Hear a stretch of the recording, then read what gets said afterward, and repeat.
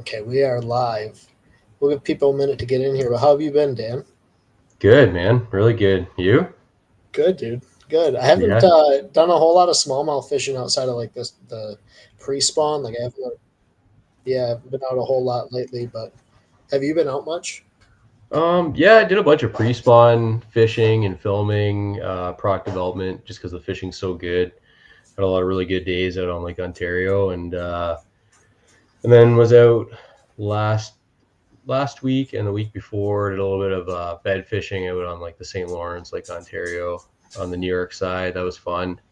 Like, we put 3 days in there, and I was actually out yesterday filming some awesome stuff. We're actually working on a kind of like a finesse boot camp video series of how to approach certain types of water with finesse presentations, and it was actually really cool. Yesterday we were just going in, like we hadn't even fished this area yet this year, so it was awesome to be able to kind of go in with an open mind and just kind of walk through with people how we approach that and how we cover water till we find them, and then once we find them, what do we do? And what's crazy is that as we continue to dial things in even further, the flat cat ended up being the key bait of the day, and the bites were just like insane. And I don't think I've ever been on that hot of a flat cat bite in my life.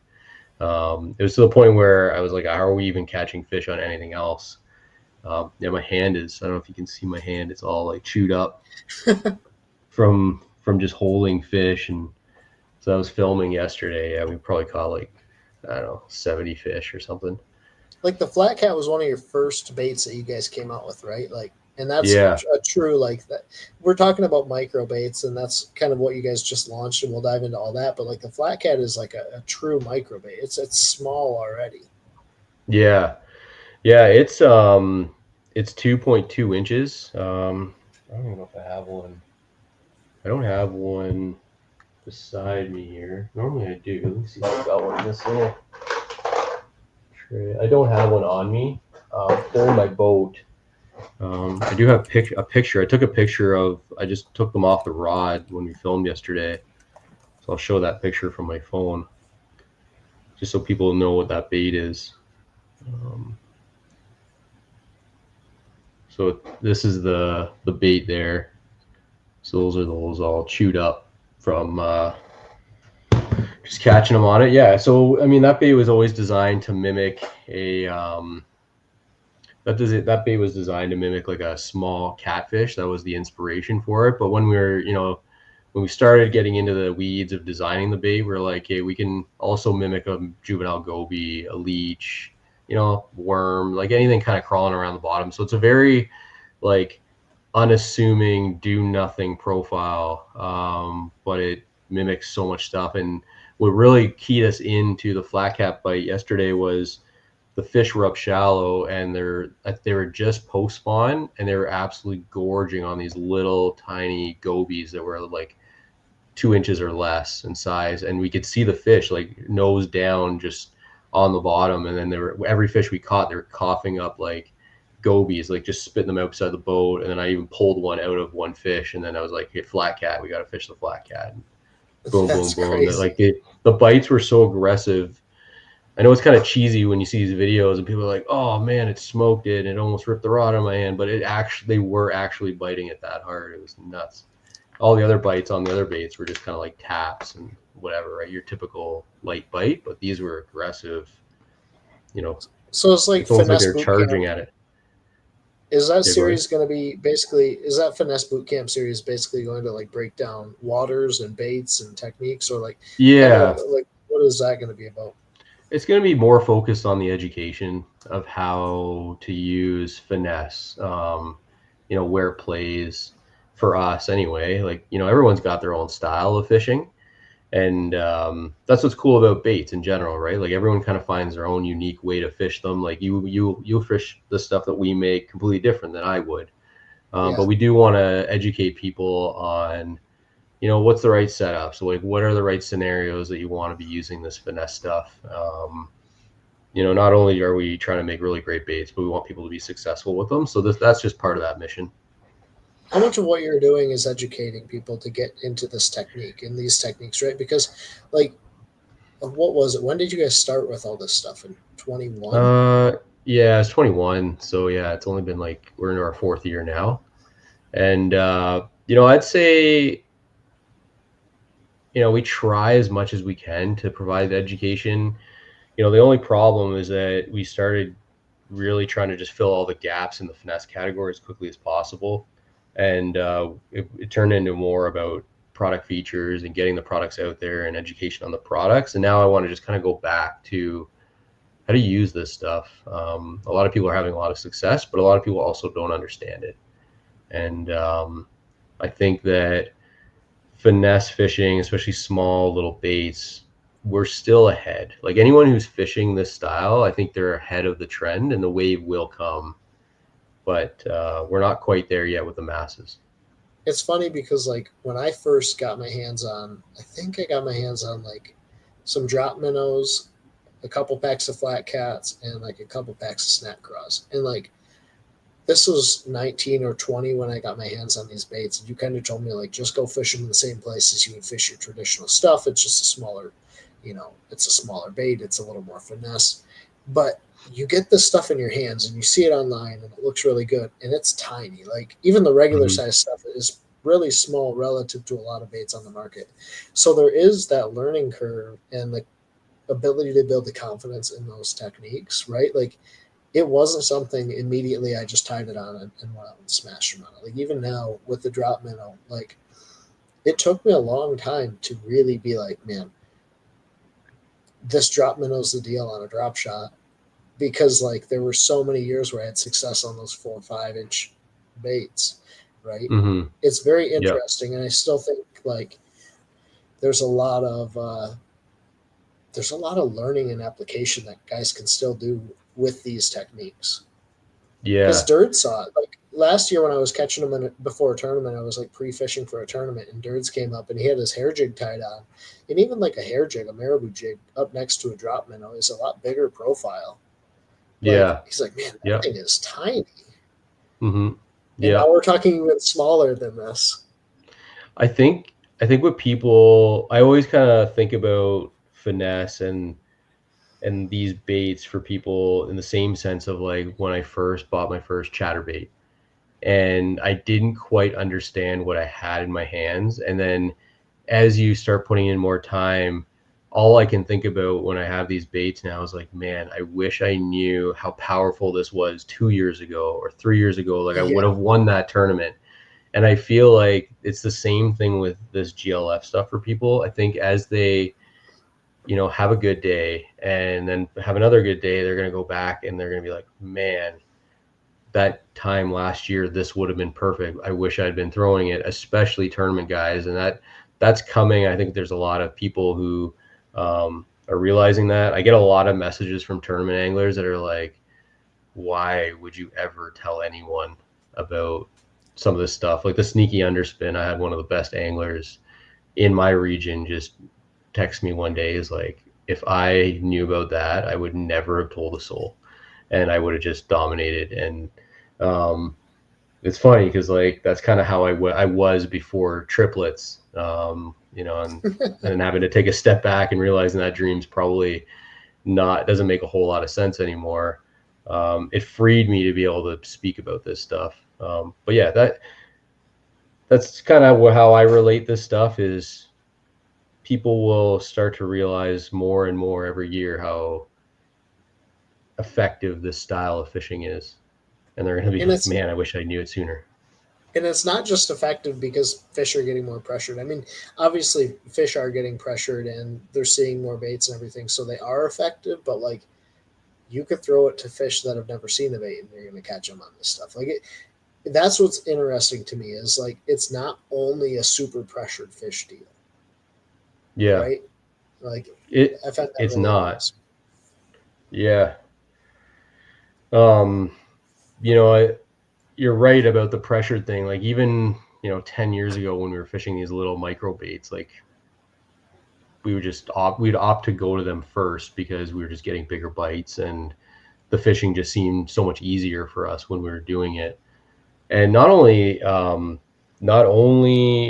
are we getting more bites and better quality bites? Our landing percentage is just higher on this micro stuff compared to like a big bodied bait where they don't get it as good. Like I was actually talking to Jay Kumar today on like from the Bass Blaster, and he's asking me like, you know, if you're going into a tournament, are you going to finesse stuff right away? And I said, probably, because I'm going right to my best spot, and I know there's big ones there, and I feel like my best chance of hooking the big one is with the finesse bait, and my best chance of landing that fish is with a finesse bait.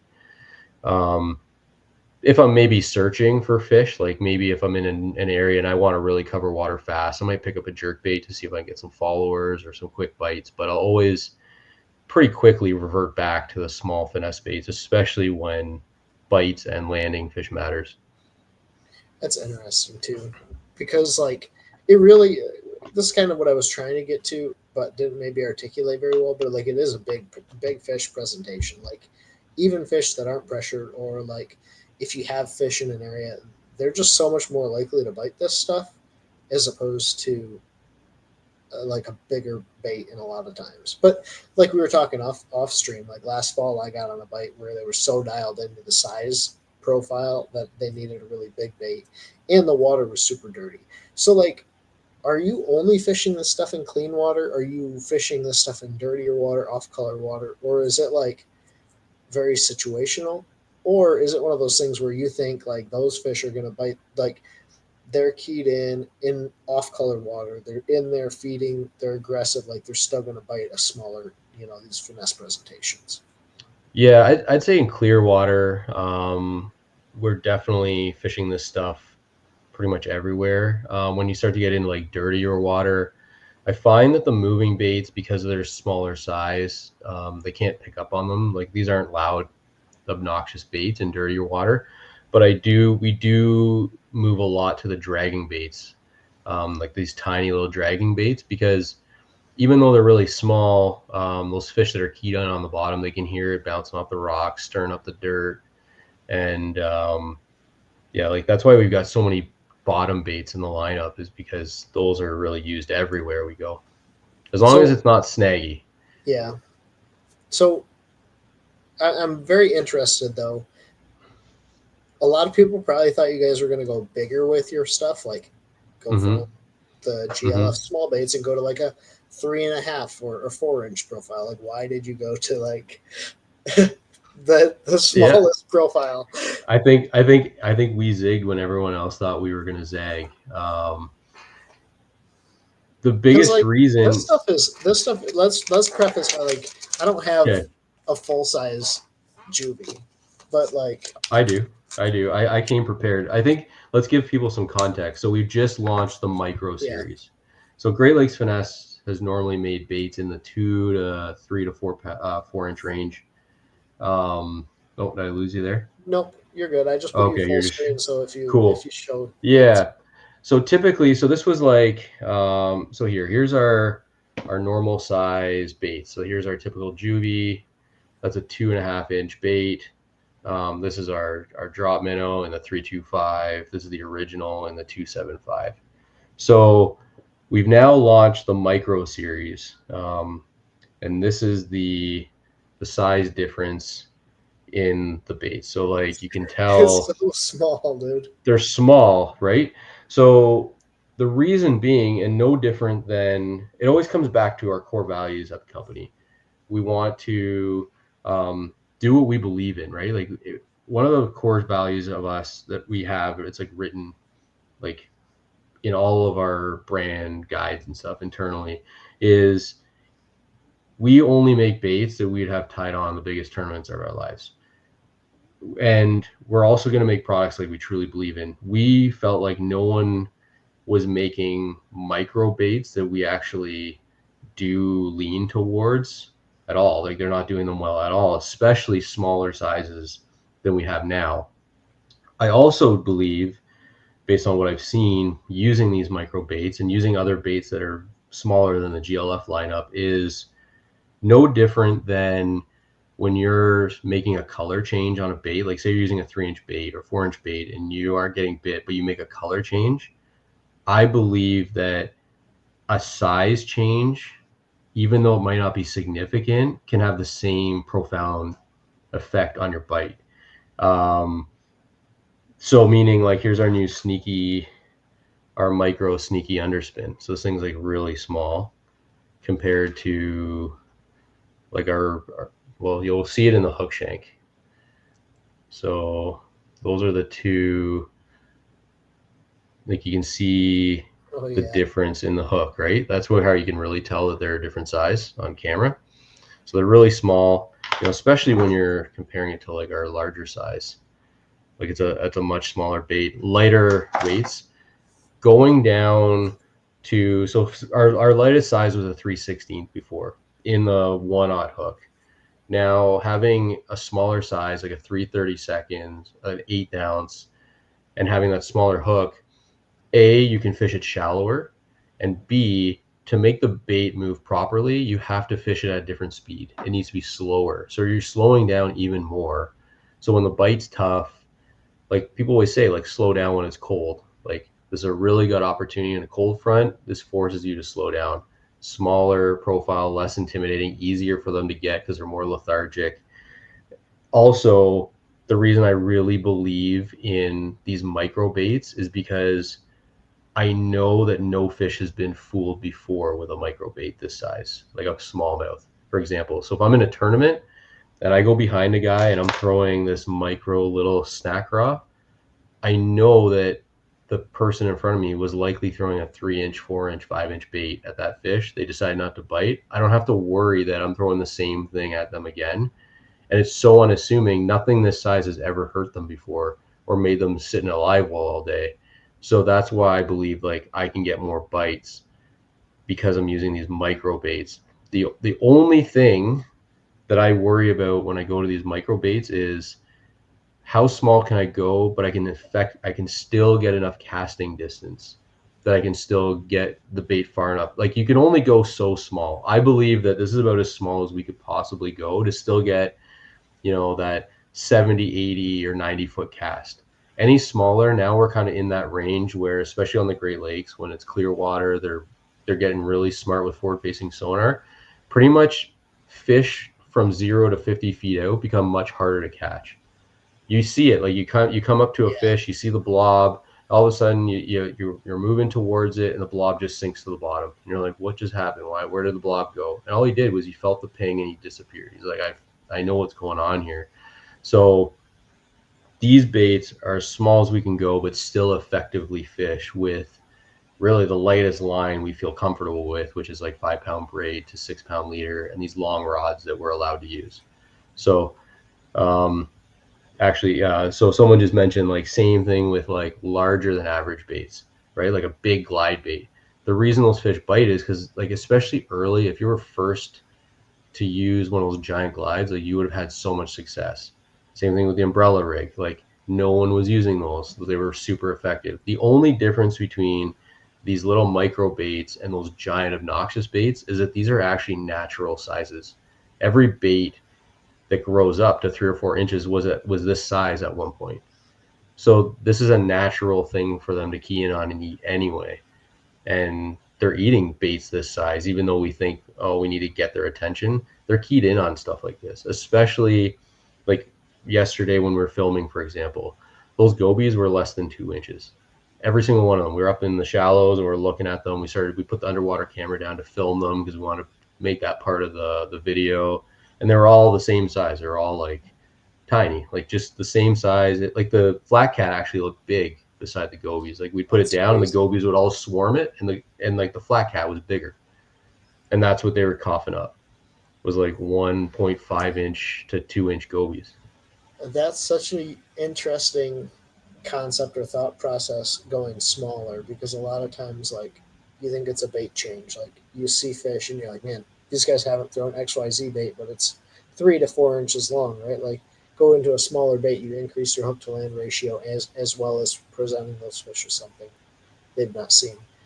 Kind of want to talk about that bigger bait thing to me. And this is where I kind of like in a high risk environment, like a tournament, like to go to a big bait, and I did this last year, like a big topwater walking bait.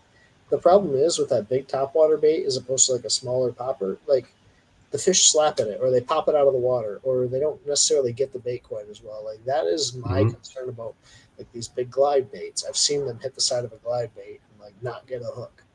Like Yep. your hook to land ratio changes so much when you go to those bigger baits, and you do draw more fish, and like there's this drawing power. I think the same could be said like the first couple times I threw a Maribou jig, the drawing power of those tiny presentations.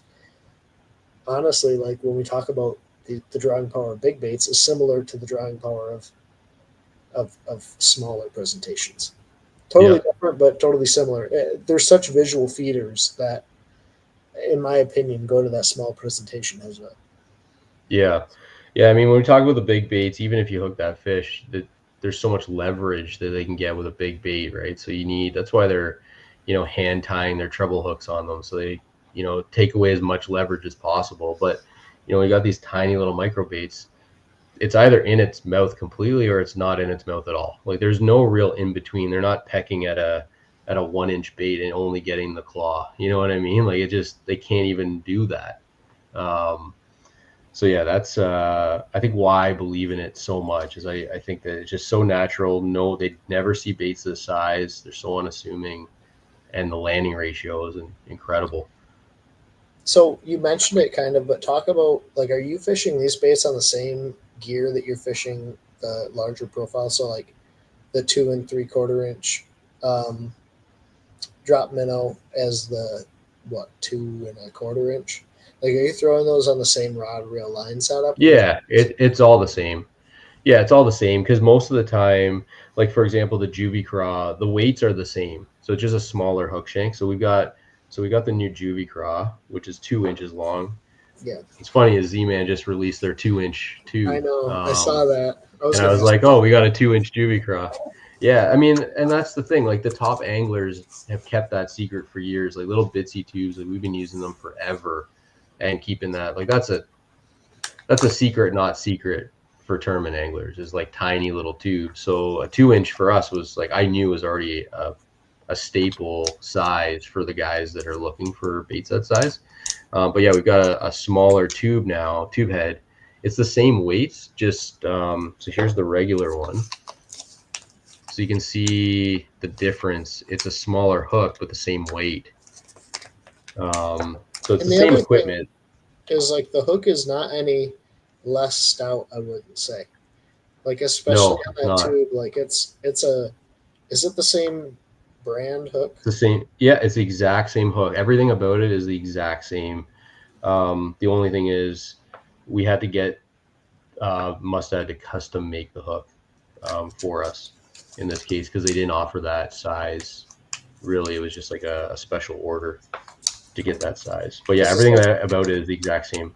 The same thing was asked about the sneaky underspin, and that's the same Gamakatsu hook. So no, it's not. It's actually not the same hook, and I'll explain why. So the micro sneaky underspin. So the regular sneaky underspin is built on a regular Gamakatsu jig hook. It's got a finer wire hook, and we have it finer wire because we want easier hook penetration, and we want the smallest hole possible in the fish's mouth so they can't throw the hook.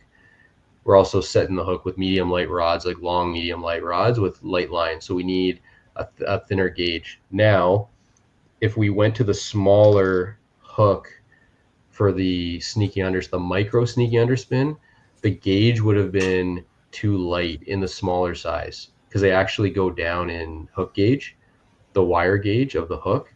So what we decided to do for the micro is go to the 604 hook, which is their thicker finesse hook, and on the caliper is the exact same gauge wire as the rate. So it's not the same hook, but the gauge is the same. Oh, that's really cool. Yeah, so that's how technical we got into that, was figuring out which one would provide the same fine wire, but I do find the 604 is more stout in general. Like it is, we can bend this hook out if we put too much pressure on the fish. So like the key is not putting too much pressure on the fish. Like you'll land them as long as you're not around structure and you're trying to keep them away and using too heavy line. But you can bend this hook out. I find we've really pushed the little micro to the limit. We haven't even budged that hook yet. So it's more stout in my opinion. You can put more pressure on the micro than you can on the regular one. That's pretty cool. Yeah, it's because of the bend, right? It's a smaller bend, so there's just less like leverage to bend it out. That's cool. Yeah. You know, I'll tell one story just to explain why you'd want to go to the micro over the regular size. So I was using Matt and I this spring in the pre-spawn. We were fishing together and we were catching like 100 a day. And we're up in like 3 feet of water around boulders, and we were targeting boulders with the underspin. And he was using 3/16 ounce and I was using 8 ounce. He was having to reel the bait faster in that shallow water to keep it off the bottom, and I was able to reel a lot slower, and I was out fishing him like 5-1. And so like eventually he was like, give me one of those. Like I need to be using the smaller one. And that was, for him, that was the aha moment. Like, okay, there is a big difference because it changes not just the size, but your speed and what the bait does. Like a larger tube, like this is a tube bait, this is like a 2.5 inch compared to a Juvie craw. Like even when they're bouncing over the rocks and stuff, it's going to look different. It's not just a size thing. Like it's just going to roll different. It's going to behave different just because of, it's going to fall different. There's just, it's smaller, but it's so different in so many ways. So this is really interesting you mentioned that. So when I had that tournament up north I was talking about earlier, like we were catching fish around beds and they were like, you have to keep the bait up. And so like I could reel it pretty fast. Well, when they weren't on the bed, like they would be willing to chase that faster bait, but it got to the point where those fish were starting to lock down and they were like starting to get in those little circle mode where they get in circles around the bed. You had to reel it so much slower. And what I found was like with that 3/16, you almost had to reel it too fast.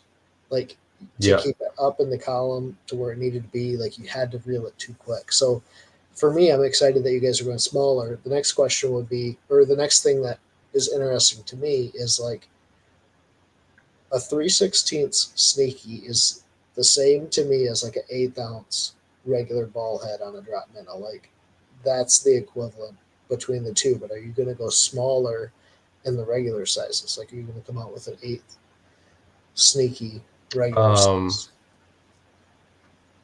Probably not, because I feel like the micro probably covers you. Like I feel like we're in good shape there. I mean, you could. I mean, there's a total. I mean, even the 3/16 ounce. So we've got a 3/16 ounce micro as well. Yeah. Even that bait compared to the regular one as a total package, because you would pair it with a smaller soft bait, it's going to be lighter in general. So as a total package, like this minnow is going to be lighter than this, like this minnow, right? Like, okay, so pretend this was the 3/16 ounce head and this is the 3/16. Because of the size and the plastic size, it's going to be lighter in general, right? So that is kind of like your equivalent of using like the 1/8 ounce. I don't know. I'm trying to explain it, but maybe I didn't answer the question. No, you did. You did. So I guess with the Juvie, are you changing? Let's say you're throwing a regular size Juvie, the bite gets funky, or like you go out the next day after you smashed them on it the day before and there's a cold front. Are you throwing the same size head in the smaller profile? Or are you changing the head size? I'm probably going so I'm probably going a little lighter on the smaller one because I'll have the same fall rate as the bigger one with a heavier head. So like for example, if you're throwing this, like the larger one with a 1/4 ounce head, you could probably get away with like a 3/16 ounce head and get the same fall and same kind of action and target that same water column, just because it's such a, like it's even thinner. Like it's not just lengthwise, like it's, the bodies are actually, let me try to show that, like it's thinner too, like overall, like from top to bottom, it's just such a smaller bait, so it's just not going to displace as much water. Very interesting. So I gotta ask, with those guys, MPFL guys up at St. Lawrence this week, like we obviously haven't had any live coverage, so we don't know what those guys exactly are doing. But were you a little surprised it took 27? Like, was 27 low to you, or like what do you? Yeah. It's probably, now that I think about it a little bit, a 1 day tournament, I would expect 29 to 30 pounds would probably do well right now. But those guys got to manage their fish for 3 days. And yeah, it's probably reasonable for them to go, okay, day one, let's back off these fish at 27. Yeah. Um, Tackle Talk Tackle asked, Talk just had a question about, yeah, so slightly thinner plastic, but we still have enough beef in there to hold that head. It won't blow out. We made sure, like, the first prototype of this was just every cast, the head was just blowing out of the bait. So yeah, we had to, it was kind of a fine balance in this 2-inch to still get like enough cavity where you could stuff enough lead in there, but not like have it too thin where it just blow out on every fish or set. But it's slightly thinner than the 2.5-inch. are you I'm curious in the design process. How many like prototypes do you go through? Let's say it's a new bait. Like, let's say I don't know how many this Juvie craw took. Let's use like an in between, like in a At standard least bait. 10 for the Juvie craw. It was like 10 versions for the original. The micro was 4, and that was only because we had to figure out the thickness, more so the thickness of it. And we also had a version that had slightly thicker tentacles, and I didn't like it. It just didn't look right. But yeah, it was mostly where to put the meat on the body and dial in the tentacles so that they would still shoot in a mold, not flash. And yeah, there's a lot of like, it's not just like designing the perfect bait, it's also designing a bait that you could actually like produce at scale. That's the hard part. Like, there's probably only 2 or 3 companies in the industry that could pull off the Juvie craw. That's crazy. Yeah. Well, anyone that's held it, I'm just very interested in the design. Like, anyone that's held it, it almost feels thicker on the bottom, like in certain portions of the bait than in other sections of the bait. Obviously, you have the claws, so you got to Yeah. figure out how to get that mold to shoot all the way down and fill these little tiny claws and these 2 little tentacles. But Yeah. then you also Yeah. have to get it to fill evenly up through the top. So it's pretty neat. Yeah. It's pretty crazy. Yeah, a lot of slick engineering goes into that design. One of the questions on the little mini micro tube head is, so we've got 4 sizes: 1/8 ounce, 3/16 ounce, 1/4 ounce, and 3/8 ounce. So the 3/8 ounce, like, is probably as heavy as you would need. Like, I use that 3/8 ounce out in like 20, 30 feet of water with that micro Juvie craw, and I have no issues. And with the regular Juvie craw, I'd probably be using like a 1/2 ounce normally. So you just don't need the 1/2 ounce. Plus, we could only get so much lead on that tiny little hook, and the 1/2 ounce just didn't leave much of a hook gap. Otherwise, we'd have to blow out the bait to the sides. Yeah. But yeah, lots of engineering. We'll be on here for a little while, but yeah, it'll be live on my channel. So if you guys want to come back and watch the rest of it later, or just hop in at any point in time, so it'll be on the channel live for you guys to catch up on after we're done talking. So you said you're going to ICAST. So one of the things I'm interested in is we're seeing a lot of dice baits. We're seeing a lot of You want to talk about dice? glide baits, minnow baits. I mean, like, from your perspective, in your I want to say semi-isolated from this stuff, but like, what's your perspective on the industry? Like, where are things going? Like, I think this dice thing shows us exactly the state of the industry right now. Like, it is that dumb. Like, in my opinion, like, I don't know how to put it in any other words than like, is that what we're doing now, is just looking around and trying to catch the next hottest trend, and there's no, like, where's the innovation? I mean, to me, it's lazy. It's I, laziness. it's really interesting. So like you have the North American guys who are just constantly putting out. Uh, you have the North American guys who just constantly put out what everyone else is putting out. Like they'll just see, okay, this is the hot bait. I'm just gonna grab this and put it out. Okay, everyone's throwing big glide bait. I'm gonna go grab some sort of big glide and put it out. I'm gonna grab a rolling minnow because my minnows need to roll now, and everyone's gonna market Yeah. rolling minnow. Let's put out one of those, Yeah. and then like it's very weird. And then you look at the JDM market, and people may hate me for saying this. They're just putting out the most random, like random, truly random stuff.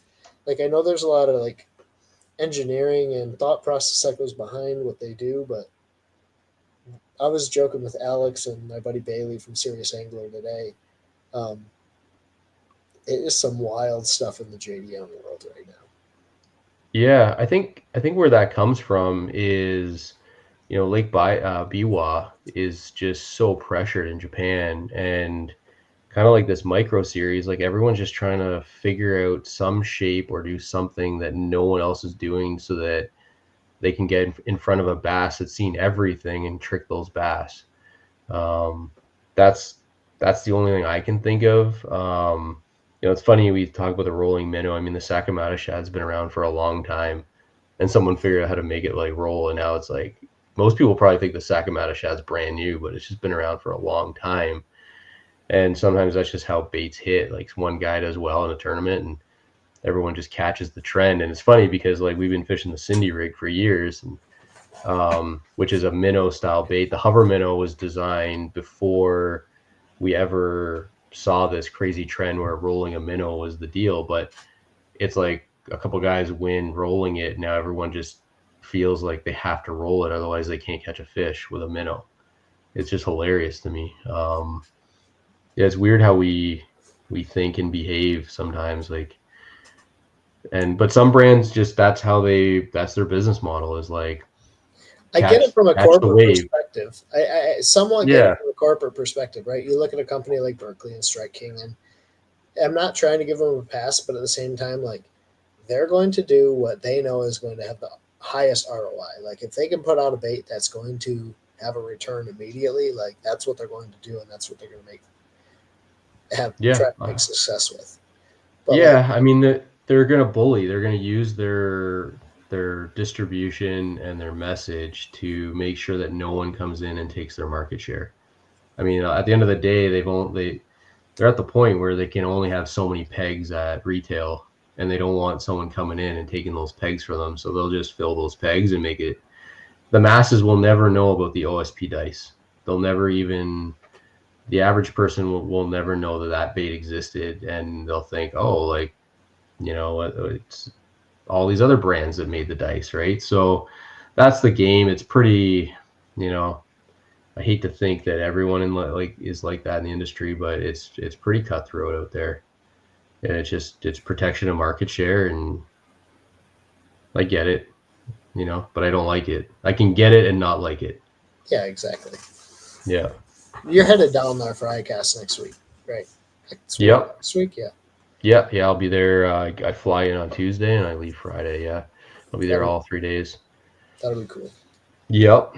Yep. So yeah, it'll be really exciting. I think what's really cool about the micro stuff is it's not something that you truly get until you see it. Like people hear, like I got this reaction from every single person that I sent pictures to or video. Like the video and the pictures just do not do this stuff justice. But when you see it in your hands, you're like, okay, like this stuff is really, really cool. Yeah. And I'm excited to show that to people, like for people to actually come to the booth and be like, okay, now I get it. And even dealers, like I visited a lot of the local dealers around me, and I sent them the videos. We're like, oh, cool. I was like, yeah, I'll bring it by and show you. And then they're like, this stuff's awesome. Like we're gonna bring this in. Like it's gonna sell like crazy. And It's how just much of that is people seeing it? Like, do they have to start? If you were getting into this, let's say you've not gotten into the Great Lakes Finesse stuff, you see the tiny stuff, you see the regular size stuff. Do you think those guys are going to still gravitate towards the regular size, and then they'll learn to get into the I micro? think so. I think we're so ahead with this micro stuff. Like the micro stuff, we'll be talking in 5 years, and this will be the new kind of norm. That's my gut feeling. Is like it's not because I have a gut feeling that that's where a trend is going to go. My gut feeling comes from the success we've had with it and knowing that it's too good not to stay a secret.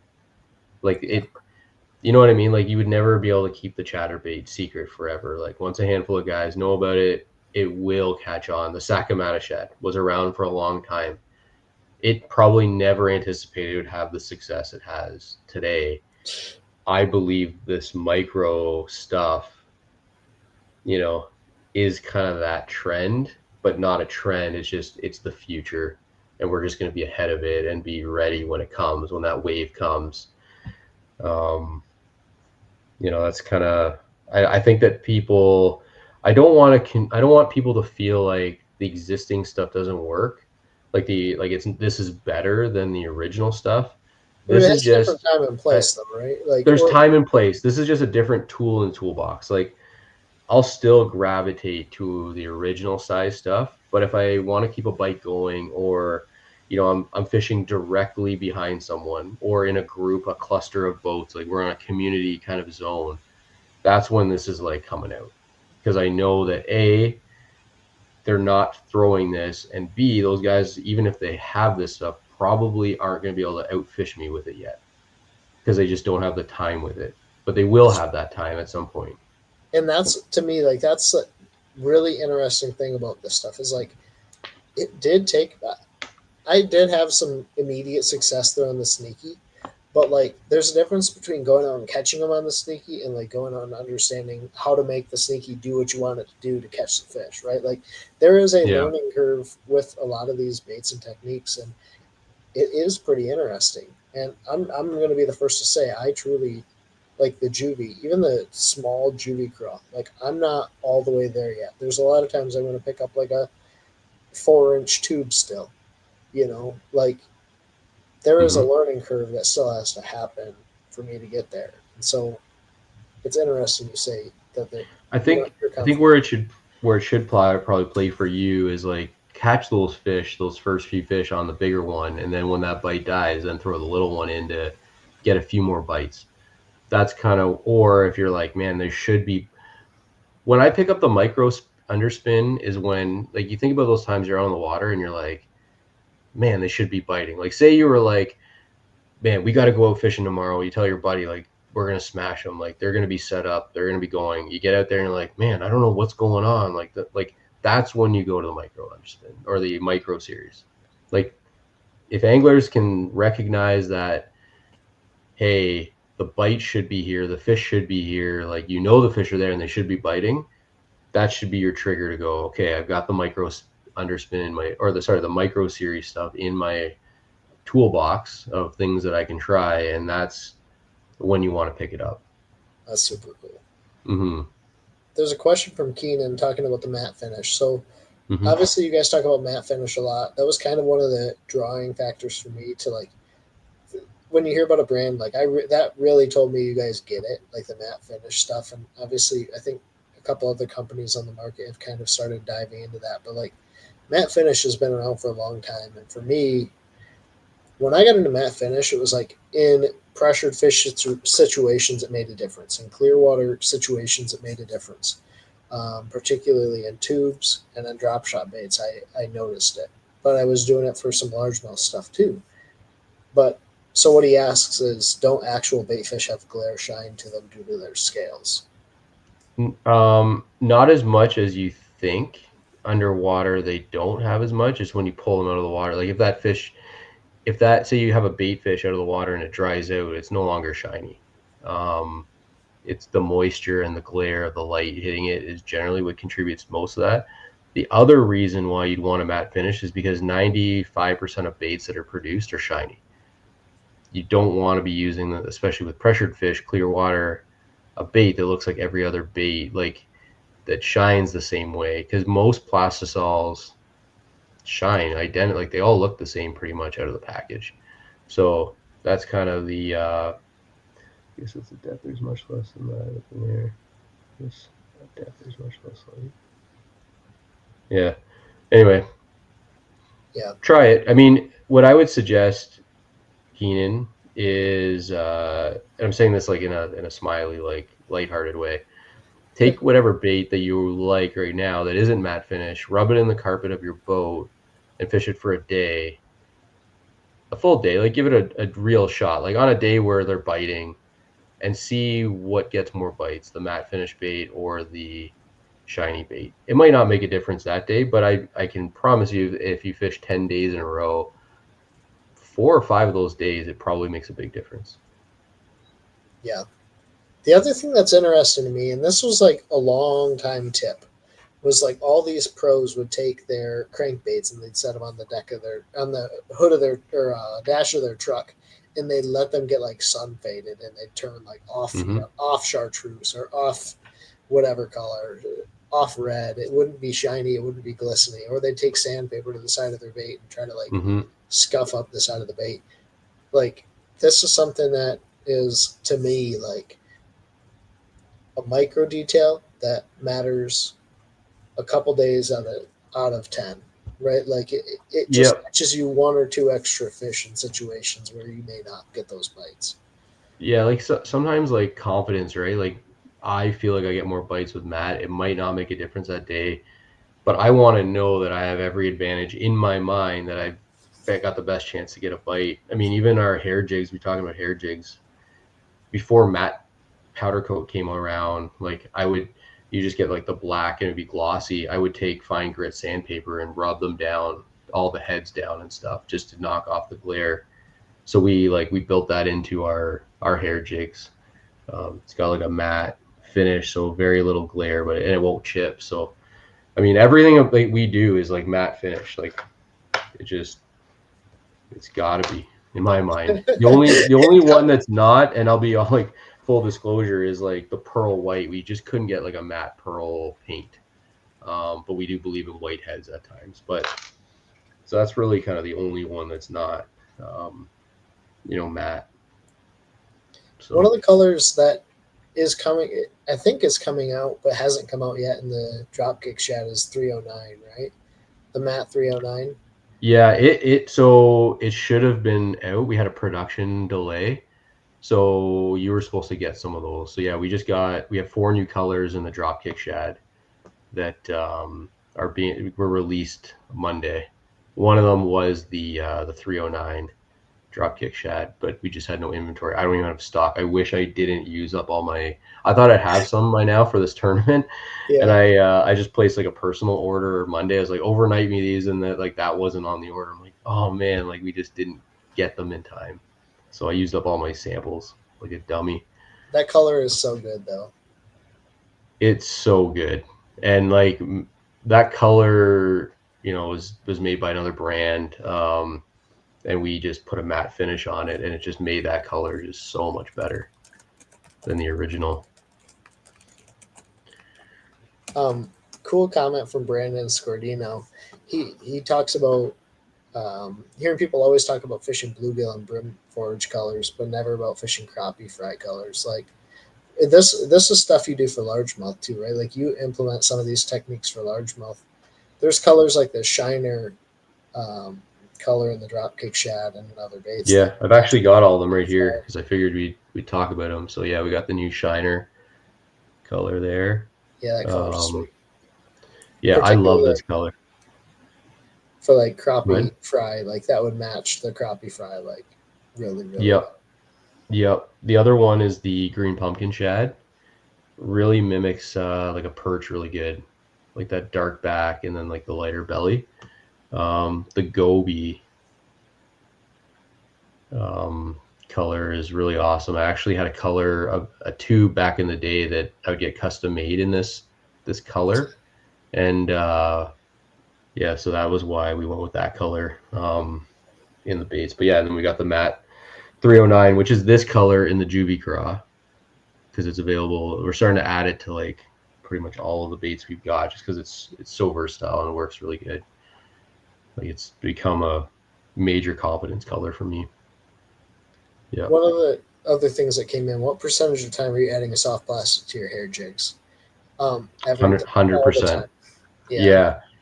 So this was kind of like, I never talked about this until we developed our own hair jig. So this is the new Maribou jig that we've got. The drop minnow, in my opinion, is the best trailer for it, for me anyway. The reason is it sticks out perfectly. It's in all our videos. You'll see it, like if you watch or go to our website and see all the videos, like the drop minnow is in the back. It's got this little tiny tail that kicks out of the back. The neutral buoyancy slow, like it still gives you the weight to get distance, but the neutral buoyancy of the drop minnow as opposed to a weighted heavy salted bait, it falls so much slower and you can reel it slower. So most of the time when you're fishing a hair jig, those fish will track. Everyone can relate to this. So they fish a hair jig. How many times are you getting a follower? And if you just felt like you had 2 or 3 more seconds, that fish would have tracked that bait and ate it. This buys you those extra few seconds on your cast to get maybe 2 or 3 more of the 10 fish that were following it to bite by just that simple minor adjustment, by having that neutrally buoyant. But you don't want a floating plastic because then your hair jig won't sink. Like it kind of like floats almost, and it sits weird. Like if it floats, it'll almost swim weird. The tail will lift. It'll look awful. So yeah, a truly neutrally buoyant. Neutrally buoyant is another hot trend. All of a sudden, I just saw a major brand release a video, and it was all about neutral buoyancy. So, and that was a brand that was all about floating. And I think the baits are still built the exact same, but now instead of the feature isn't floating anymore, it's neutrally buoyant. So it's funny seeing how it's almost like they just like watched our videos and then just went, okay, that's what we're going to say in our video. The other interesting thing, and I think you mentioned it in your Maribou jig video, like secrets about Maribou jigs. One thing you talk about is like fishing Maribou jig on the bottom, I think with the snack craw. Maybe you mentioned it or you just showed an overview. Like, that's something that we do, especially when that gets super, like when it gets wildly tough and I can't get them to go on like a normal traditional bait. Just cast like a 3/32 or 1/8 ounce Maribou and just let it like die in the water. And that's something we've been doing for, I don't know, 6 or 7 years now. Sorry for those are all Maribou secrets that I would never have like divulged had we not made our own Maribou jig. But you know, if we're gonna make something, we're gonna try to teach people how to have success with it. It's so the other little secret that I kind of gave up in the video near the end was using it way out deep and letting it really slow fall over those blobs out in like 30 feet of water, just watching it go down painfully slow and they come up and just suck it in. That's how we accidentally figured, well, my buddy accidentally figured it out. Like, so in the fall we were fishing and we were on these super, super pressured fish in like 2017, 2018. I had live scope. You could watch them like come up to your bait and not ever get it. They would just like come all the way up and follow it and then go back down and follow and never get it right. Well, he had a hair jig tied on and he just cast it out over like 25 foot of water. And he set the rod down and he smokes. So he's sitting down on the bottom of the boat, like working on a blade bait or something, and lights up a cigarette and like hanging out in the bottom of the boat. And then he picks up on his hair jig. He's like, "Oh my gosh, dude, I got one." And that's how we started like throughout this deal was like those fish would get it and it would get like 3 foot from the bottom or even sometimes like dead stick on the bottom over 25 foot of water and then end up eating it. But like, there's something about the way that thing falls so slowly in that deep water they can't handle. It's kind of like the dice, right? Like those guys are kind of fishing it the same way, like throwing it out there, letting it slow fall, and those fish, again, like just like the micro series, they just don't see that. Like that's not something that they see and associate with harm to them. So they're like, I'll eat that. That's never even come close to hurting me before. I did throw a dice for the first time like 2 weeks ago. I was fishing a small tournament and I didn't realize like how slowly, like even with a light nail weight, like that thing is, you think these baits are hard to throw, like those baits are really hard to throw. You throw it out there and it falls like so slow. I ended up catching one like my first cast on it, but I think it's literally just because it falls like slower than nearly anything else, even with a tiny weight in it, like a 1/32. and then like it just looks so unassumingly dumb. Yeah. Yeah. Again, there's so many little tricks and stuff, right? That, you can come up with. And for years, this little micro thing was that our little sneaky technique and style of fishing that we were like, okay, no one can ever know about this. Like, we guarded these secrets to the point where if like my buddy ever told anyone, it's like, okay, we're no longer friends. Like, it's like, we're done. Like, we're sworn to secrecy, and like wouldn't even tell our girlfriends or Put it in the wives. box before you get to the boat ramp, kind of stuff. We used to joke like, we can't tell our significant others, because if we ever break up, like, they could marry another fisherman and then tell them about it. So like, we'd be like that secretive. Is so crazy I how love it. nuts we used to be. Yeah. But everyone's got their secrets. Like, we think we're so smart, but everyone's got like little things they do that are cool, and that's what's cool about it all, right? Like, fishing in general is you think you know a lot, but you really don't know much at all. Oh Doesn't yeah, matter who you are. yeah. I know about zero things, right? Like, Yeah, yeah. I'm the same um, way. I'm always learning. yeah. So, what is your ideal rod reel line setup for a lot of the stuff? You talked about 5 pound to 6 pound test fluorocarbon, right? Like Hmm. braid to fluoro. Is that what you're throwing? Like, what are you throwing on your tube setup? Is it the same? 8 pound, generally 8 pound braid to 8 or 10 pound fluorocarbon, depending on how the bottom is. Usually 8 pound minimum, just because of the zebra mussels. Are you doing Six that for the pound, same, like, all your dragon stuff too? Like, anything on yeah, bottom?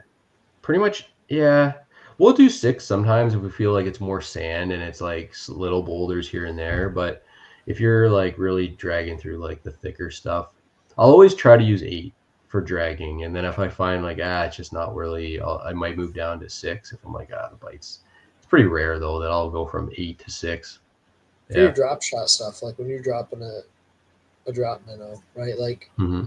are you going 5? Or are you going higher? Are you going up to 8, If it's if it's 6? if it's close range fishing, it'll be 8 pound.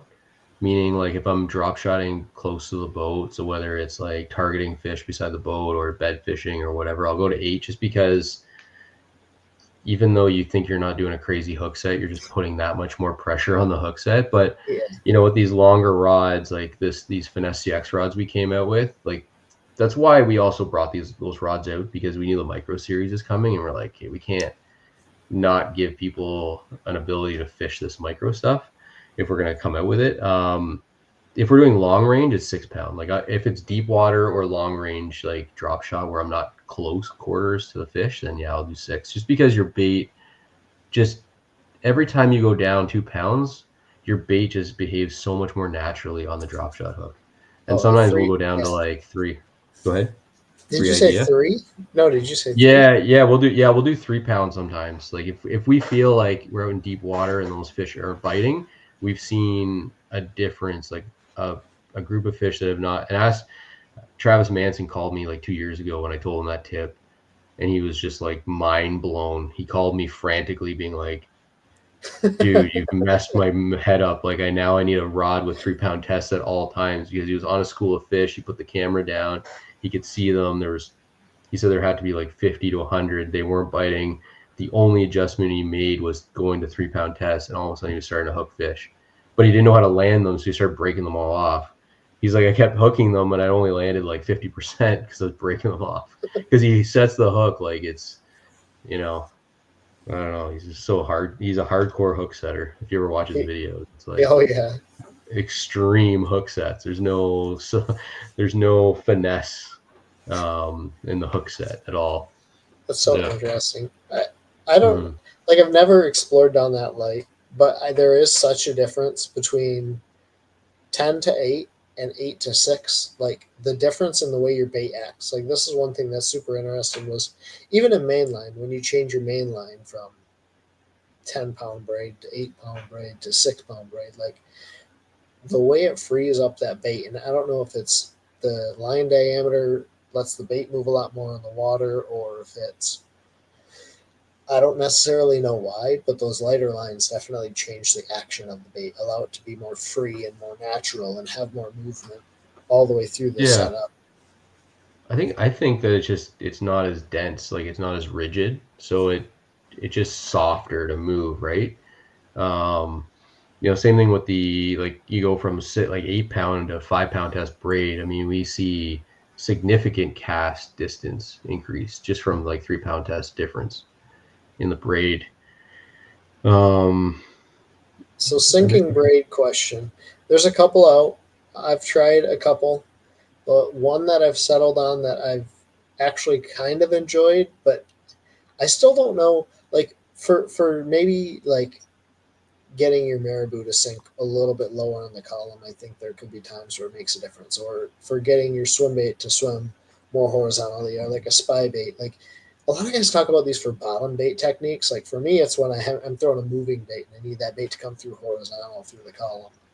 Maybe there's a benefit. I'm using that X braid, I think it is, and I'm yep. using 8 pound, and I've not I had think I any got some here. issues. I've The got some here. X braid, The stuff. yes. So I got a bunch of it. Full disclosure, I got a bunch of this from the Daiwa guys. I haven't thrown this one, but I threw All Might. You and I already spoke about this. All Might has scared the crap out of me in terms of using a sinking braid because I had nothing but nightmarish problems with it. Yeah, so that one's I've Not to knock really enjoyed. The X braid I really like. All Might, I've heard guys, so Bailey from Serious Angler throws it and hadn't had a problem until recently. He bought a spool and it had some issues. I bought some and it was good for a couple days and then had some issues. Um, like I'll go to cast. I'll tell you. So I was fishing this shallow flat and I wanted to sink my Maribou just slightly more into the grass. And like I was reeling it and I had one eat it and I just went to lean in on a hair jig and it was just gone. And I'm like, well, that's weird. And it was like not gone like at the leader knot or at the knot. It was like gone in the middle of in the middle of the braid. I'm like, oh, what the heck? Checked all my guides, retied. Had it happen later in the day. I don't know. I don't know if it was a bad spool or what, but this was fishing the 18 and a half, I think. So it was the heavier model, which is what I heard you had to do, was like go way up. And I'm still having some issues. So I pulled it off the spool and threw it in the trash. But I put the X braid on and haven't had an issue. I love Sunline too. Like I really like Sniper. I love Sniper. I like Shooter, but the All Might I just had some issues with.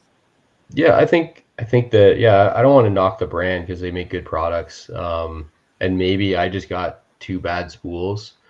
They were super expensive. I bought it with my own money. Like, just there was no like at all like industry discount or nothing for me. And I was like, so it cost a lot, and I really gave it my all because I was reluctant to pull that expensive line off my spool. I was like, maybe I'm using it wrong. Maybe I just need to adjust. And like, I was having, just even tying leader knots on and it just breaks. And I'm like, I've never experienced anything like this where the line, like you said, would break halfway from the boat. Like it wouldn't break at the leader. It would break like random spots on the line. Like it just didn't seem as dependable, and to the point where there was a zero chance I would ever trust that line in a tournament. So anyway, I just kind of still I'm going to try that X braid eventually, but I don't know. I've been so scarred from All Might that I'm like, and not to knock, like, I don't know, maybe just my situation. Yeah, same. It was tough. Same for me. We talked though, like what I love is just regular Power Pro, not like the 8 strand, like the regular 4-strand Power Pro. I fish the Vermilion red stuff, whatever size you want to fish. A lot of it's 10 or less pound test. Yep. And I love that. I've had no issues for many years with that. Yeah, same with me. Like we went back and forth on the text, right? Like you asked me, like, are you fishing that All Might? And I just got an order of the same stuff, Vermilion red, and you're like, I fish the same stuff. I can't find a reason to switch. And even if I've, seen the hype on a new line or whatever, like I seem to always just go back to that plain original Power Pro. The only one I've ever seen make like a major difference is fishing 832 when it's really cold. So like when it's really really cold, I've seen where dirts won't have as much ice in its guides fishing like a 8 pound Yep, 832 versus me fishing the Power Pro where it definitely picks up a lot more water. But that's like it 3 does. weeks out of the year. Yeah. I had a buddy who kind of explained it to me, but he felt like the Power Pro wasn't woven as tight, so it absorbs more water than other brands that are like really tightly woven. It's also softer when you're tying knots because it lays flatter, so it doesn't have as rigid of a roundness to it because it'll like more. I don't know how to explain this, but if you got line, it almost like wants to lay against it nicer and less not as hard. So your knots are just that when you cinch down, it almost like you feel like Power Pro the original. It just kind of like cinches nice and tight. Your knots look better, and that's just because of the softness, I think, And I of don't it. think No, it's and actually I have no affiliation with Power Pro. I don't want anyone to think like, oh, you're just like I have zero reason to hype that up. yeah, it's very soft. And you'll notice like when you start fishing it for a while, it'll get to the point like it's like incredibly soft. You got a cast and it's like floats in the air. It's super Yeah, soft line. yeah. It's funny. Yeah, for me being as technical as I am on everything else, I just here I am using the OG Power Pro, Yeah. just because I can't find a reason to get away with. Am I the only one that's terrible luck with wind knots? I have had terrible wind knots when I haven't used higher end spinning reels. That is a problem with spools that I think it's the spool design. There's a few spool designs that mitigate wind knots. And also, like, yeah, that's the only thing I can think of. But I have seen that with low end reels that I've used, wind knots with So Power Pro. there's like different style spools out there. So you have like the real tall, like the taller ones, and then you have like the real Hmm. short, stubby ones, but they're like really round. Okay, so like Daiwa is going to like those shorter, more round reels, especially when you get into the 3,000, 4,000 size. So over the past year and a half, I've started buying Bass Pro Platinum reels, which I Okay. think is like a Daiwa. Like it almost near identical to a Daiwa reel. And I've had a lot of luck without getting wind knots. But then I go to some of my other reels that I fish with like the taller spool style. And I don't know if it's the way that the line comes through the guides because like when you design rods and you start talking rod design with reels, like a lot of times it matters the way that your reel actually angles up and the line comes through the first choker guide. Hmm. So Yep. like yeah, I don't Yeah. know. I don't know. I'm not an expert on wind knots. I seem to have figured out a way to not get many with the line, the like maybe in the heavier diameters. I don't have much issue with the light line. I get the occasional one. I don't want to say I don't, but I feel like I got that under control, and I don't necessarily know exactly why I've got it. It's not a problem where I was like, I've got this problem, I need to fix it, and then I found a solution. Are you an FG knot guy? No, I have no time to tie an FG knot. I have zero. I don't. I have 3 kids. Like the last thing I'm gonna do is spend my valuable time tying an FG knot. Oh, dude, It might be the best knot ever, but I don't care. I just don't have time. I'm not either. I just Okay. I think if you have kids, you're not spending your time tying FG knots. Like yeah, when I have 4-year-olds. Maybe not. Maybe when they're older, I'll have time for FG knots. But that's the best answer ever though. Like, yeah, no, I have kids. yeah. No, I can barely find time to rig before I go fishing, let alone tie an FG knot.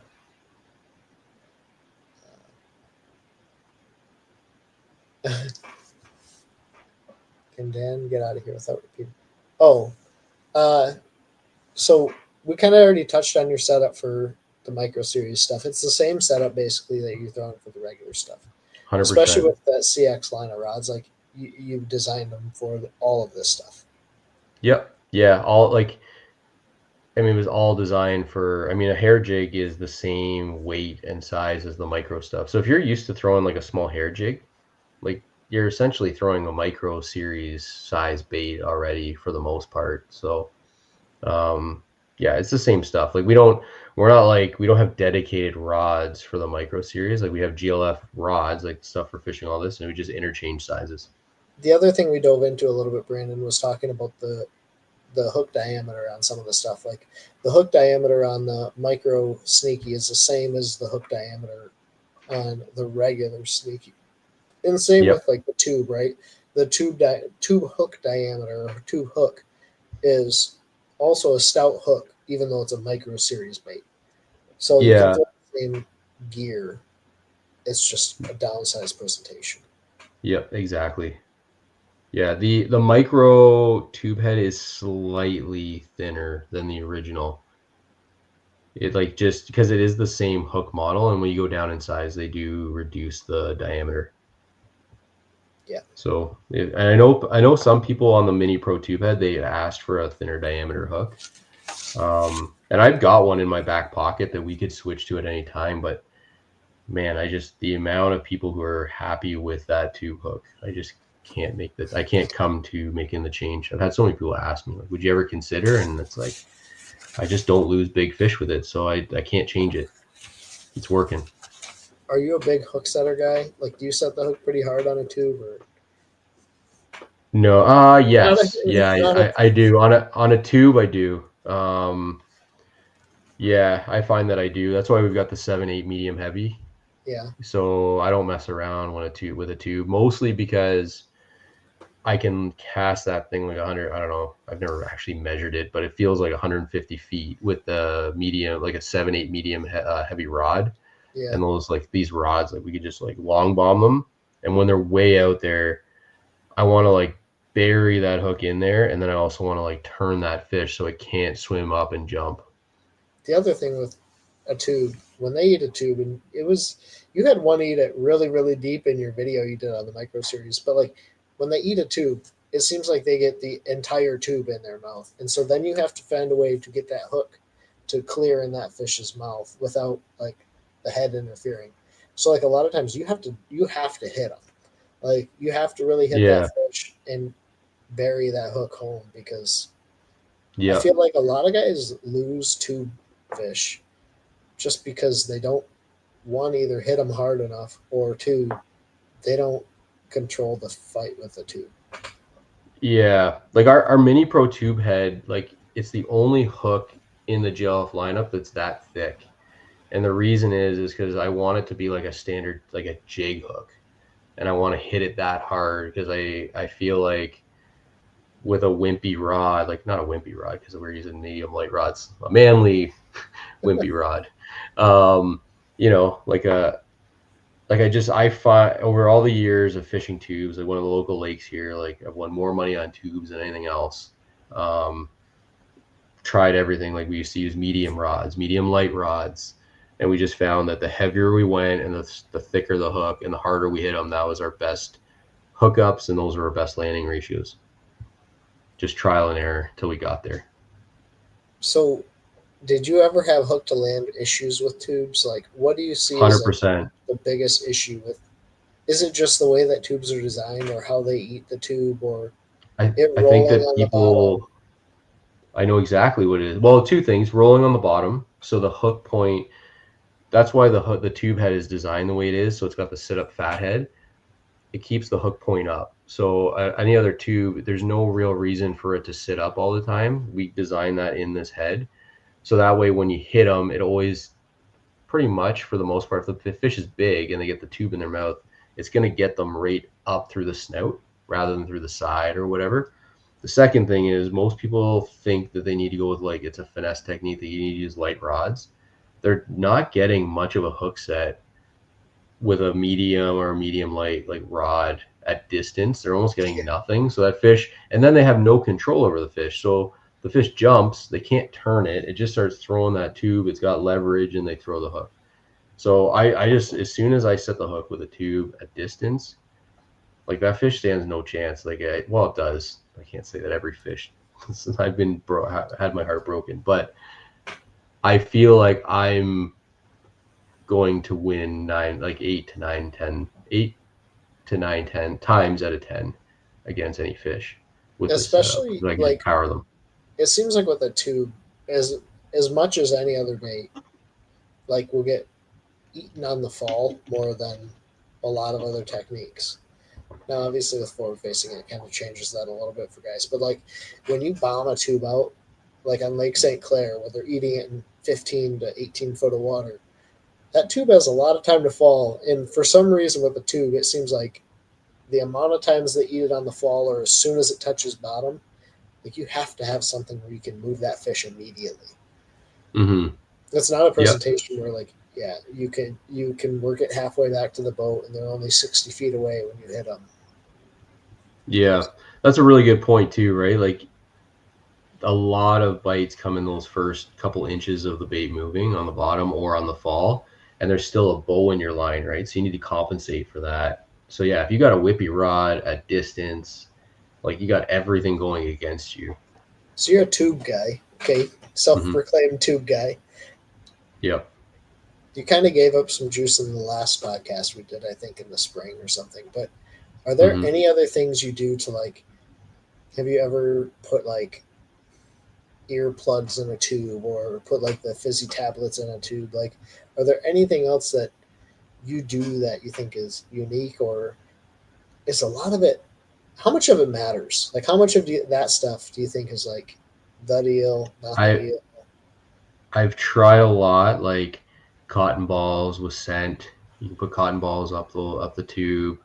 If you want to add a little bit of floating to it, like especially on like a Carolina rig or something, you can put like earplugs in it. We got to the point where we were putting, especially early on when we didn't have the setup dialed in, when we were using those medium light baits and losing fish, like we used to put stinger hooks on our tubes. So this little hook would hang out with the tentacles. So like it'd be the main hook, and then in the tentacles would be a stinger hook. Like we were trying everything we could, but then we eventually got to the point where we're like, okay, it's the setup that's the problem. It's not the bait. And then yeah, you can like marinate your baits, and we definitely use scent at times. Like people ask us all the time, like, are your baits scented? They're not scented because we don't necessarily not believe in scent. There is a time and place for scent, but there's never a situation where we would always use the same scent. Like we have all sorts of scents, different bodies of water, different situations, times like like I just never wanted to be pigeonholed to one scent. Um, so we just made baits that you could apply your own scent to, whether you're using something that you paste on there or, even like Spike It's got like a garlic, we got Bang, there's, all sorts, everyone believes in their own thing, Procure. So we just wanted to give people options, not pigeonhole them and be like loaded with shrimp oil, Should have like, put should have put or just coffee grounds in the packaging, like all Dan's yeah, coffee that he was drinking to keep himself awake during all these live streams. yeah, yeah. No, yeah, I mean, that's funny. Yeah, there's a lot of truth to that. Trying to keep myself awake, but yeah, no, I feel like as much as we've tried everything, we just come back to now we've really dialed in the head. We really believe in the sit up fathead design that keeps it from getting snagged less. That's a big problem with tube fishing is not only getting snagged, but when you do pop it off, if your hook is rolling in the rocks a lot, it dulls the hook point. So this tube head reduces a lot of those nicks and bending the tip of your hook. And so we get less snags. Because we get less snags, we're in the strike zone longer. We're catching more fish and getting better hookups. And then you get dial in your setup, rod and reel. And, I think we've fine tuned it about as much as I possibly feel like we could That's for awesome. tube fishing. Yeah. There's a question about forward facing sonar. So especially with settings with forward facing, it's very generic, but it's also very personal. So like a lot of there's like a notes iPad notes screen that it bounces around online all the time, and I've basically screenshotted it. It tells you, okay, go reset all your forward facing setup settings, use these, and this is how I set mine up. Use these settings, and then change your gain every day on the water, every single day. Go to auto, and then go up or down a couple percent, and then change your color based on the water you're fishing. So like I have 3 or 4 colors I really like. Um, with perspective mode, I pretty much always keep it in amber. But like amber, aqua, You can fish the blue, which is a very unique color. It takes some time to get used to. I like blue. And then the other one is emerald. So like where I fish has a lot of wood, and when I'm fishing on wood, I don't know why the emerald color works so well, but that's like my confidence color when I'm fishing on certain bodies of water. But like the settings are relatively, for me, and maybe I'm not super dialed, but like they're pretty simple. I just use I reset it, I put it to these certain settings, and then I don't touch those ever again. Only the game and the yeah. And then to get a full setup for forward facing, you're looking at, I would recommend like a 10-inch, like a 9 or 10-inch graph. I would go with a dedicated electronics battery. For me, that, especially being on the Great Lakes, like you have to have a dedicated battery. I don't like to run my starting battery off my electronics. And then the forward facing, I don't know what it would be Canadian, but it's probably, if you go with the 34, you're looking around $3,500 probably. Yeah, like $4,000. You know, I think if you're starting out, like a 9-inch unit's just fine. Like a 10 is nice. It gives you a little bit more details, shows you the separation and stuff. A 9-inch is really good. The 34 transducer, like don't cheap out and buy the 32. The 34 is significantly better. Yeah. Yep. Yeah, and I agree with the dedicated battery, because the first time I ever put it on my boat, I had it on my cranking, and I was dead in the water in like 2 hours. I was like, went to start my main engine. I'm like, what the heck? And it was my electronics just sucked up all the juice. So yeah, I bought a lithium dedicated for that. And then does Dan have engineers and CAD designers do your stuff for development? I mean, I'm assuming you develop a lot of your ideas, right? Like you have concept or ideas, and probably have some drawings of what you want, or have baits cut up, or Frankenstein. But like, where does it go from there? Yeah, so I do myself, Matt. I've got a whole group of buddies who we bounce ideas off of each other to really fine tune. Like if I come up with an idea, they'll be like, "Yeah, you should add this or subtract that or whatever." But then we recently, about 1.5 years ago now, 2 years ago now, Pradco acquired Great Lakes Finesse. So I work for Pradco now, managing the brand for them, so that it still has that true roots and still feels the same. And like I never wanted, you see these brands, they get absorbed by a big company and then they're not the same. Like the whole thing was like we want it to be the same. So with that came access to our own engineering team. So Pradco has its own machines that can cut the molds, and I've got a guy named Tyler who I work closely with, and he's an incredible designer, and him and I work together, and he's a fisherman and really gets it, and he adds a lot of features, and he brings a lot of ideas as well. So it really is like a team of anglers. Like we'll see a problem on the water, and we're like, hey, what could we do to fix that, or what kind of bait would be the best in the situation, and then we just start working together to really fine tune it. It's not just me, like at all. Like we've pretty much everyone contributes to making these baits really good. Like, yeah, it's cool to see when you guys got partnered or acquired by Pradco, that you got to stay with the brand and like the core group that was there that made GLF what it was when you were independent, like got to come with it, instead of it just being Pradco's just bought GLF because it's a cool brand, and then it becomes whatever it becomes. So yeah, no, it's been amazing. I mean, we didn't really have an issue with like creating demand. Our problem was being able to keep up with the demand. So just having access to Pradco resources for getting inventory and making the stuff we want to do. And there's things like our prior setup, like we could never have pulled off the Juvie craw. Like that was a concept in my mind that I just didn't think was ever possible until that Pradco deal. And then now the Dropkick Shad, like that's another bait that I don't think we could have pulled off on our own, as much as it looks simple, like adding eyes to baits and stuff. And yeah, like there's just no way we could have pulled off the amount of new products and got what demand filled. What is it that goes into a small swim bait that is so difficult? And the reason I ask this is I've heard getting a small swim bait made is way more expensive than like a bigger creature bait or a craw, or like what goes into a small swim bait. I think, I know the answer. Like, there's such a fine line between a bait that can swim right and a bait that doesn't swim right. And unless you have a designer and someone who truly understands those small little intricacies, like there's a lot of swim baits on the market right now that are absolutely terrible, that don't swim well. Like you can't reel them slow. They roll over on, like, a lot goes into just the way the water flows through the bait and that tail and how thin it needs to be and the shape. Like different shapes have different actions.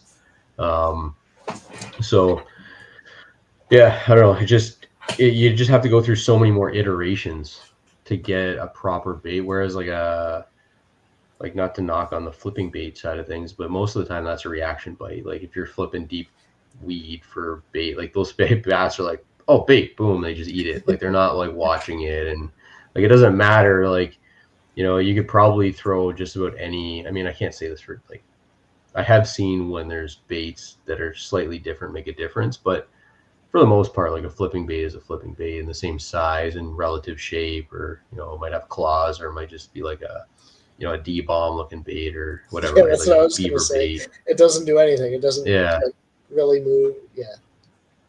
Very Yeah, like, you can't really go wrong making a flipping bait because you're going to catch a bass with it no matter what. If you flip that into a pocket or, like that's generally like a very reactionary bite. A couple more questions and then we'll probably wrap it up. But how do you size your tube jig for depth? Um, well, I would say that, I keep it really simple. Like if it's shallow, like five to say 12 feet of water, like I'm probably throwing, if it's calm, quarter ounce. If it's like wavy, 3/8 ounce. I would say I lean towards a 3/8 ounce tube head for the most part, most of the time, unless I'm really shallow or really deep. Um, Otherwise, yeah, those two sizes pretty much have you covered. Like I would say if you only could have two, grab quarter ounce and 3/8 ounce. And then there's some fringe cases where like an 1/8 ounce or 3/16 ounce for me make a difference. But I do know some guys prefer the slower fall of like a 1/8 ounce or 3/16, or they're fishing super shallow, or if it's snaggy, like if it's really snaggy, like you want a lighter weight because that will pop through the rocks better. But for the stuff that I fish, like usually quarter ounce, 3/8 ounce. Yeah, especially on the Great Lakes, like I'm leaning to 3/8 in a lot of situations to get the bait away, but also like even in 10 foot of water, if you're fishing in 3 footers, like I need that bait not to come off the bottom every single time a 3 footer bounces me up. So Mm-hmm. for me, it's like keeping contact and maintaining. I think maintaining action too of how I want the bait to act. That's a good answer. Like if you're feeling bottom with your bait, then you got the right size, and you just until like go as light as you can while being able to feel bottom. What's up, Dylan? Dylan, Extreme Outdoorsman's in here. Oh yeah, yeah. Hey Dylan, what's going on?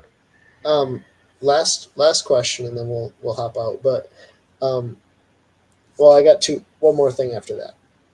Are you working on any next gen plastics or materials? And I know elastomers out there as well. And you guys kind of did it with the matte finish stuff in the durability of the plastics, but like, are you guys working on other stuff? We were keeping an eye on things. I think we're not committed to a certain material or density or whatever. If we feel like there's a product that we need to look at a different material, then we'll make that switch. It's all problem solution based, right? So like as long as the material we're using solves the problem, then we're okay. I do want to talk about this guy Dude, so before this is where I was going we next. That's exactly okay. where I was going. So All like right. the biggest problem with all the Great Lakes Finesse stuff is all the jig heads and terminal. I think this is a fishing problem. all the jig heads and terminal and, Mhm. and everything, like the sneaky underspin. So like you guys came out with the terminal wallet, and I have mine like overfilled because I had all the packages like 3 in a pack. But I mean, you can fit a Yeah. ton of stuff in here. And what's cool about this, and you can showcase and talk about it too, is you have these. Make it like this. You have all these pouches that fit your full packs of Great Lakes Finesse stuff. So like these are my micro tubes, these are my regular tubes, but I have like 2 or 3 packs in a single one, which is why it looks so bulged out. Mhm. But Yep. that's so cool to me. Like there was never a good way. Like I'd have in my hover minnows, I'd have like a couple packs of the sneaky under or the sneaky swim heads, and then I'd have a couple packs of the ball Mhm. heads. And so this is cool because I can keep all my stuff in here. Yep. Yeah. I've tried every solution out there. I'm always looking, and I was like, enough. Like we got to figure this out. And we were like, this is like for us, we thought it was genius. We're like, we can see all our stuff. It not only fits GLF stuff, like you don't need to be a GLF fan to, like you could have no GLF terminal and this thing is super amazing. Like I've got my drop shot hook weights, my hooks, weights, flipping weights. I got every terminal that I've got like goes in here. I've got SD cards for like, because all those slots, what I do is I just put them in, actually put them in like a little, that's how I roll with my SD cards. And I got one sitting at my computer, and then I stuff them in here, and it's like waterproof with that sleeve. And yeah, you just store so much stuff in there. And it just makes you so efficient. So yeah, I got like 6 of them in my boat. I got one for like just tube heads and ball heads, and then I got another one with like just jigs and like even if you just got jigs, like flipping jigs, you could use it for all your flipping jigs or whatever. So I have one that has my OW snipers in it on one side, and then I have my drop yeah, shot hooks on the other side, drop shot, Nico, yeah, like all my hooks on the other side, literally in original packaging. So yeah. yeah, Yeah, that's pretty that sweet. was the point. We wanted people to be able to keep their terminal in their original package because it does 2 things. It keeps you organized in terms of knowing what you have, what you need to like stock, like what you're running low on, and it maintains the integrity of your terminal. So when you're using like boxes and stuff, like your stuff, every time you're bouncing through waves, like it's just shaking in there, your hook points are getting dull, like your stuff's just getting beat up, and like your finishes on your heads and stuff are getting worn out. Like I just hated all those solutions. You get one day you get a bit of rain and you open your box and then you got to close it. And I used to have those little silica packs and salt. I had rice in all of my bins to absorb moisture, and then on the bottom of like for years I'd have rice just laying on the bottom of my rod, like my tackle like section, because the rice falls out when I flip it over. Like it's just there was no good solution for terminal. The other And big I thing was for me like, is size organization, like knowing how heavy your jig heads are. And I've tried a lot of different things, like that Plano Edge boxes was what I had a lot of my stuff in, and I'm like, okay, I got to remember this one's quarter, and I know I have to yeah. buy quarter, 3/16, like whatever. Um, but these are pretty sweet because you can literally leave it in like the Gamakatsu packaging with the size. This is 1 hook, 2 hook, Hmm. and so on down the line. That's pretty sweet. Oh yeah, like I love it. Like this is probably of all the releases, like this is Yeah, my this is okay, my most. we solved a real problem here. I mean, I used to have trays and be like, "Hey, I'm gonna write with a Sharpie, like the size is on the lid," and then I'm like, "Oh shoot, I gotta bring in more, and I can't switch now because I've already Sharpied the size." And I take little piece of paper and write them and tape it, cut the little piece off, stick it in with the terminal, and like I don't know, I just tried everything and it's just terrible. I'm sure you've already seen the comments. People asking for like bait wallets where it comes in like you can put your GLF baits in there. Yeah. Dan's like, It's funny that you said that. I've been working on something for a year and a half now, and it's not there yet. Like I keep thinking that I've got it nailed, and then we always use the stuff for at least like a few months. Like on the terminal wallet, I knew within a couple months. Like I would just want to make sure that when I was actually looking for terminal in the like on the water in a scenario that I was like fishing, is it actually efficient? Is it like, am I solving a real problem? Like I know it's a cool idea, but let's make sure. And it was. I do have a bait bag solution that in the design side of things, I was like, this thing's awesome. And then I used it, and then there were some practical uses where I was like, oh, this isn't exactly how I thought it was going to be, and it's not as efficient, so I need to make some tweaks to it, and that's going to take time. I thought I was there. There's one that I really like. I just bought one. It's the Live Fishing. I don't know if you go on TikTok, but it's always promoted on there. The Live, where it has the clear top and the magnetic closure. That's pretty nice. The problem is the GLF bags are like so small. They don't have one that's narrow enough for them. But like for normal tackle, forever I use like the Walmart shoe, like the Sterlite shoe box thing, and it opens up. Yeah. It was pretty neat. And then I went to the bags, like the tackle bags, the flat bottom. Yeah. I've not found one that I absolutely love yet, but the Live one is pretty close there for me. Yeah, no, that's good. Yeah, I am working on one, but like I said, we're not going to bring it out unless we feel like we've solved the problem, truly solved it, because I don't want to just make something that's okay and like be like, that's not quite there. But the terminal wallet, that is a real solution. Like, I can't imagine not having it now. Like, I could never go back, is where I'm at with the terminal wallet. And then we're going to wrap it up on this. So if you got to choose, okay, of your lineup of baits, you get to choose 2 bait profiles, and you get to choose 2 colors in those bait profiles. And you don't have to include terminal in any of that. So like if you choose a tube, it obviously has 2 heads. If you choose a drop kick, you can fish it however you want to fish it. Oh, that's tough. I mean, I would say the sneaky underspin would be, if I could only have that bait, if I could only have one bait ever again and I have to fish it everywhere and feel like I can catch fish everywhere I go, would be the sneaky underspin. Like, no matter what I'm fishing for, pike, walleye, trout, everything eats the sneaky underspin. Like, I call it the lake vacuum, because it truly is the lake vacuum for me. Then what are you going to follow that up with? So you're catching them on it, and they just kind of turn off the sneaky. Are you going to like a micro bait? Are you going to a full size bait? No, I'd probably go with the full size. Like, I would stay, like, day in and day out, your full size is going to be, like I said, like, I feel like the micro is very situational. When it, like, they should be biting and they're not. Okay, that's the cue. Okay, I'm going to do the micro. Especially when I'm fishing a tournament and I'm around people and I feel like those fish have seen a lot of baits. That's going to be when I pull the micro. But otherwise, I'm throwing the normal GLF stuff. Ooh, man, that's a tough one, because like they're so good. Like, I'm having a really hard time right now. What's your confidence color in the tube, and what's your confidence color and then for the sneaky, or like a bottom bait and then the sneaky? Okay, and the sneaky would be black, and probably the matte. Yeah, black and silver, like your straight, because you can match the heads. Like, if I only had 2, which we only had for a long time, like when we had these to ourselves, all we fished were the black and the silver, because you can match the black with like a green pumpkin, a black, whatever, and then the silver is all your natural like bait fish colors.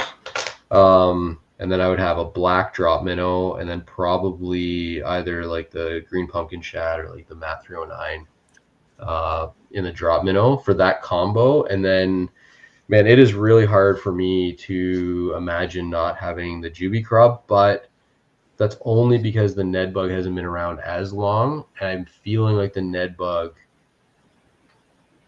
will ultimately become the bigger fish catcher, like day in and day out. Yeah, that's so interesting. Yeah, why? What would you have gone with? I mean, they're all good. Like, the Dropkick Shad's incredible, but I'd want a bottom bait and a moving bait. Yeah. Okay, I changed my mind. The Dropkick Shad is probably the safer bet. I don't know. I'm all messed up now.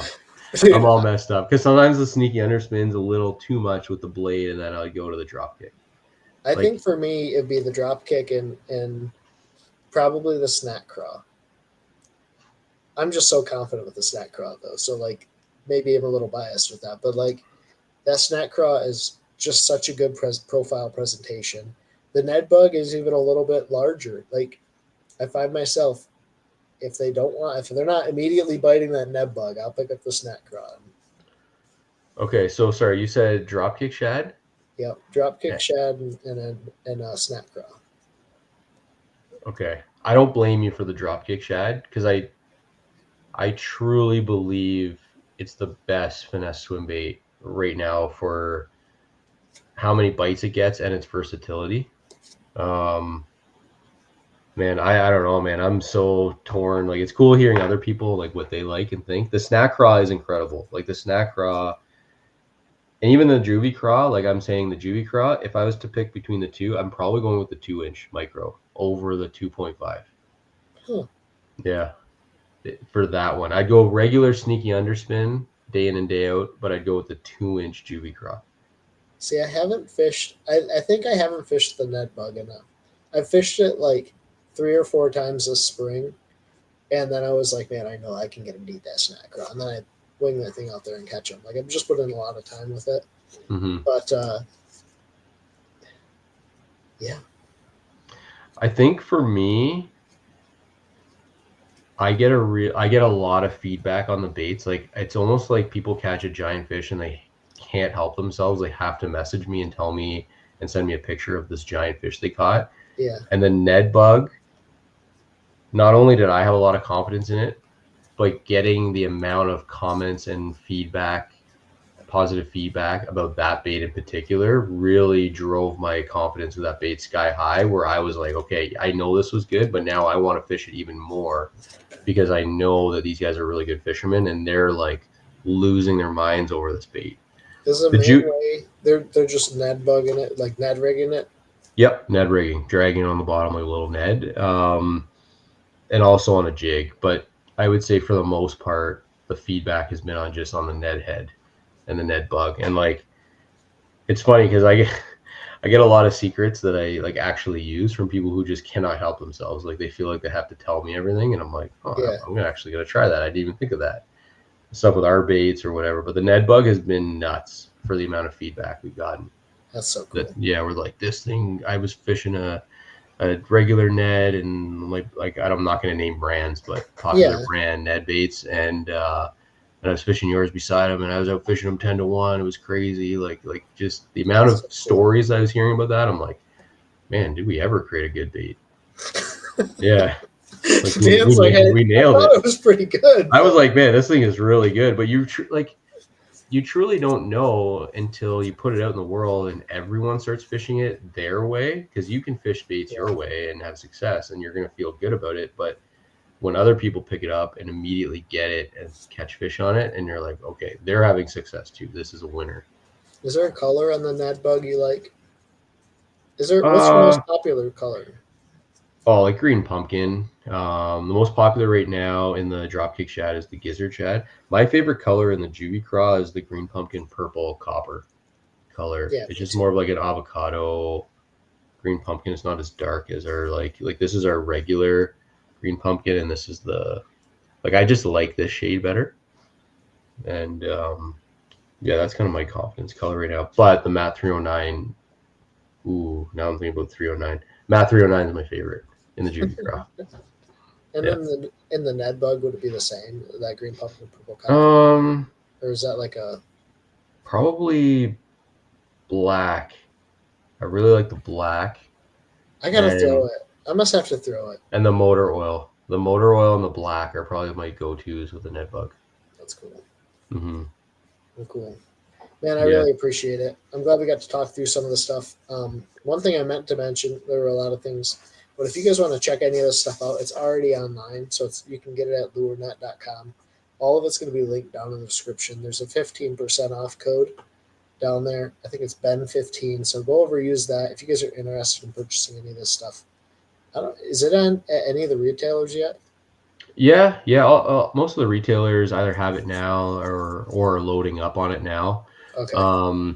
We started shipping on July 1 to dealers, and but then we also had the holiday, right? That got in the way a Yeah. little bit of slowed some shipments down. So it's either at most of the dealers, like especially like the independent ones that just bring in product all the time. Like the bigger stores usually take longer to bring in new stuff just because of their load in cycles and stuff. It just takes more work for them to bring in the stuff. That's awesome. And Yeah. then, dude, just huge shout out. I saw a bunch of Great Lakes Finesse stuff at Walmart. How weird is it seeing your stuff at like not tackle stores, so you expect it to be there, but like at Walmart and Meyer and well, you don't know what Meyer is, but like these. I do know Meyer. Yeah, I knew that that's not a fishing store at all. No, these Yeah. are like grocery stores. Yeah, yeah. It's weird. You know, like I'm happy that those products are just more available. Like to me, it's just access. Like when people want the stuff, we're just trying to give them as much access as possible to it. Um, that was never really the goal for me. It was more like I just want to make sure that like I still love working with like the little independents and stuff too, because they really drive the trends Yeah, and really get the stuff. But yeah, it's really cool. I mean, for us, it's just cool seeing Walmart pick it up so that more people can just have access to it. Yeah. that's awesome. Well, cool, dude. Hmm. Thank Yeah. you for hopping on. I know you have a bunch going on, so I appreciate it. Yeah. No, thanks, man. I love talking. I mean, I texted you earlier. I was like, I can't wait because I feel like we get into the weeds a lot more than pretty much anyone else does. And I feel like you're such a good talented smallmouth angler, and like being able to bounce ideas off each other and have this conversation, I feel like the time just like ripped by. I appreciate it, man. So Well, thank you yeah, so much. yeah, And then, yeah, we'll get on online again soon and chat some more smallmouth. But thank you guys. Go over check out the Great Lakes stuff and have a great night. thanks guys.